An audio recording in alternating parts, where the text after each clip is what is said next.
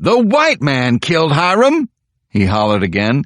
But my friends, we are not like the white man. We cannot allow ourselves to be like that. The Bible tells us what to do. Jesus tells us what to do. It's plain to see. We have to do as Jesus did. We have to turn the other cheek. There were groans from the congregation. It seemed to me that most of them had been turning the other cheek their entire lives. Abraham's head had drooped until his chin was nearly resting on his chest. Moody continued to gaze straight ahead at the plain wooden cross on the rear wall. As the Lord tells us in Proverbs, do not say, I'll pay you back for this wrong. Wait for the Lord, and He will deliver you. God does not want us taking matters into our own hands. That is our charge, brothers and sisters. That is what the Lord tells us in the book of Matthew. Love your enemies and pray for those who persecute you, that you may be sons of your Father in heaven. How long, Brother Clifford? Came a voice from the back. How long we supposed to wait? Till the end of all time? How long? We wait until the Lord makes His will clear, the preacher said calmly. We wait, like the children of Israel waited 40 years out in that desert. The insistent voice spoke again. But how long? How long do we go on forgiving? How many of us got to die before it's time? And that is when I saw one shining tear roll down Moody's face. We shuffled along, following behind Hiram in his pine box, out the narrow front door. The choir took up an old hymn. I sing because I'm happy. I sing because I'm free. For His eye is on the sparrow, and I know He watches me. And I know He watches me. Chapter 64. A blinding light came, then another bright flash. We were leaving the church, just making our way down the rickety steps. Another stunning flash of light came. At first I thought it was lightning. Then I realized lightning doesn't come from a clear blue sky. I blinked, trying to regain my power of sight, and then saw what was causing it. Scooter Willems and his camera, with its flash powder apparatus. Beside him were 3 large men I did not recognize, white men with twisted smiles on their faces, guns at their sides. Moody left the line of mourners and marched straight over to Willems, right up to him. Show some respect, she said to him. This is my brother's funeral. Sorry, Moody, Scooter said, almost pleasantly. I thought you might want a photograph for your memory book.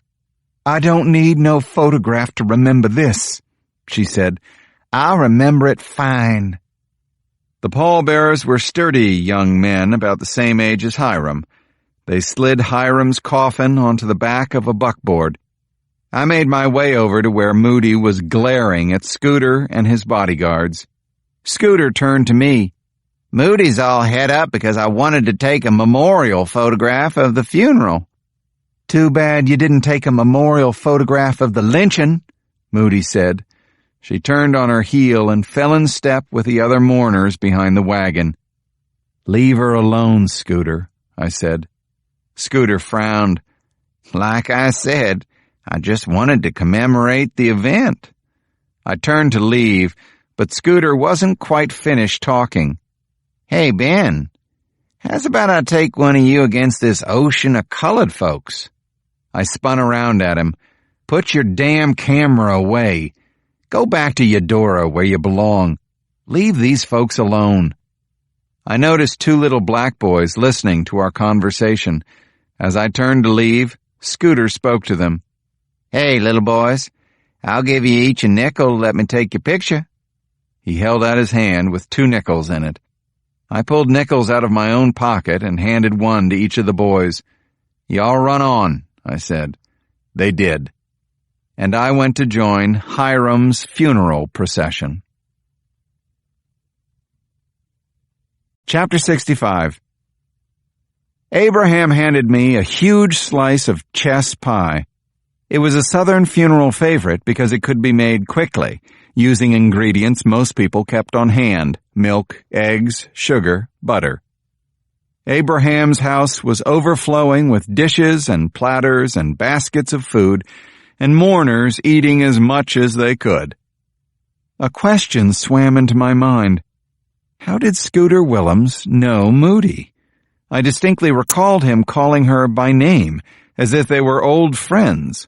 Were they? And how could that be? I excused myself and threaded my way through the crowded little parlor, through the overpopulated kitchen, out the back door. I saw Moody sitting in the yard on an old tree stump, glaring at the ground. "Moody," I said. She did not acknowledge me. I reached out to touch her shoulder. "Moody." She pushed my hand away. "Don't put your white hand on my black shoulder," she said. I drew back and put my hands in my pockets. "Do you know Scooter Willems?" I asked. She lifted her head and looked at me. "Who?" "Scooter Willems, that photographer from outside the church." "I never seen that man in my life. He ain't nothing but a buzzard, picking the meat off of dead people's bones." "If you've never seen him, how did he know your name?" "I don't know." Moody looked into my eyes. For the first time since we'd met, she didn't look the least bit feisty or defiant. She looked downtrodden, defeated. The heartbreak of Hiram's death had drained all the anger from her. I put my hand on her shoulder again. This time she reached up and patted my hand. "I've been going to funerals since I was a baby," she said. "This one is different. Ain't no peaceable joy around here." "What do you mean?" "We used to bury the old folks," she said. "You know, after they lived a whole life, after they married and had their own kids, maybe even their grandkids. But lately, all these funerals for the young ones. And Hiram. Moody began to cry. "He weren't nothing but a baby himself," she said. I felt tears coming to my own eyes. "Here." I thrust the pie under her nose. "Eat some of this. You need to eat." It was useless advice, I knew, but it was what I remembered my father saying to people at funerals. Eat, eat. Now I understood why he'd said it. He just couldn't think of anything else to say. Moody took the plate from my hand. Chapter 66. Moody was right. No peaceable joy came into Abraham Cross's house that day. The bottle of moonshine was gradually consumed. The ham was whittled away until nothing but a knuckly bone was left on the plate. The pies shrank some more, then disappeared entirely. The afternoon lingered and finally turned into nighttime, with 10,000 cicadas singing in the dark. I shook hands with Abraham. Moody gave me a quick little hug. I made my way through the remaining mourners out the front door. 50 yards from the house, in front of the fig tree where I had parked the bicycle, stood 3 large white men. I couldn't make out details of their faces in that shadowy street, but I knew where I'd seen them. These were the same men who'd been standing with Scooter that afternoon at the Mount Zion Church when he took his photographs. One of them spoke. "You looking for some trouble, Corbett?" I didn't answer. Looking back on it, I guess one man must have been smoking a pipe. I saw him move and smack something hard against the trunk of the fig. Sparks flew in a shower to the ground. "We asked you a question," said the man in the middle. "Serious question." "Abraham! Moody!" I yelled. I don't know if they heard me. If they did, I don't know whether they came out of the house. In less time than it took for me to get my arms up, the three men were on me. Kicked in the head, in the face, I tasted blood.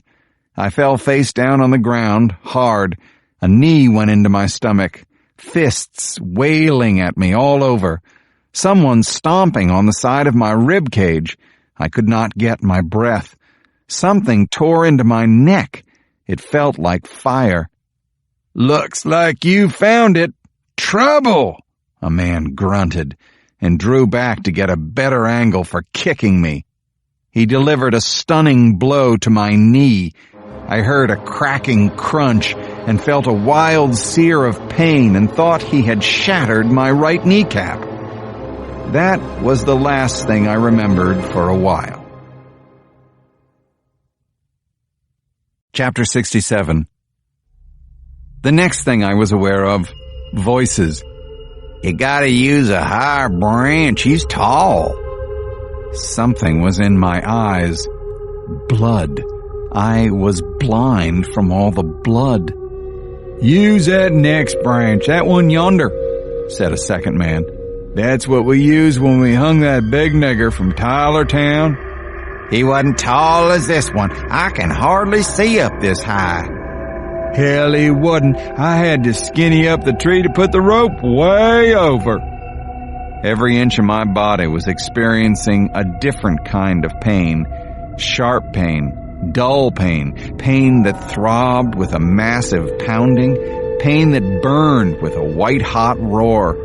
I thought, it's amazing how much pain you can feel and still not be dead. "This nigger lover is tall," the second man said. "But that from Tylertown, he had to be 6'6" if he is an inch." I groaned. I think they were lifting me, hands under my armpits, digging into my flesh, cutting into me, dragging me off to one side. A thud, something hurting my back. Then I felt the damp ground under me. A crack. Something landed hard on my left knee. I guess that knee was shattered too.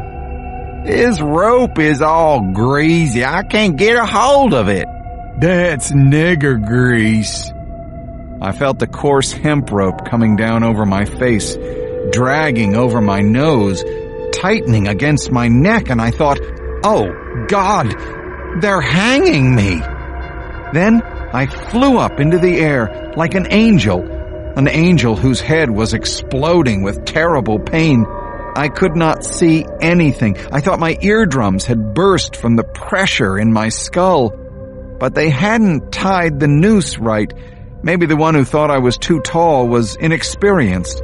The rope was cutting under my jaw, but it had not gone tight. I got my hand up, somehow worked my fingers between the rope and my neck. I dangled and kicked as if I could kick my way out of the noose. "They are hanging you, boy," was the chant that went through my head over and over like a song, an executioner's song. Crack! I felt a sting on my back. Was it a bullwhip? A buggy whip? A willow branch? "He's done, or he will be," the voice said. "We can go. Let's get out of here." The air smelled of wood smoke. Were they going to burn me? Was I going to go up in flames now? That heat grew and grew. I struggled to see through the blood. It sure is hot up here. Maybe I'm already in hell. Maybe the devil has come and got me. "We better get out of here, JT," said the voice. "Not yet. Listen to me, they're still awake over in the quarters. They're angry." "Let 'em come out here," the other man said. "They'll be looking for Corbett. He's just like one of them." "Yeah, he is. Just like a nigger. Wonder how that is." I heard the crack of a branch. The voices began to fade. The heat that had burned me alive began to fade away. Then I was alone. There were iron hands